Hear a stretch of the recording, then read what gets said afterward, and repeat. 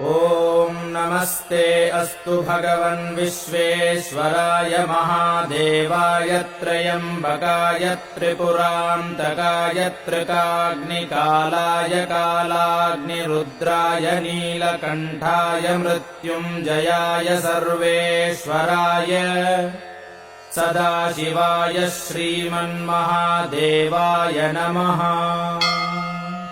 ॐ श्रीगुरवे नमः। ॐ गणपतये नमः। ॐ श्रीशिवाय नमः। ॐ स्थिराय नमः। ॐ स्थाणवे नमः। ॐ प्रभवे नमः।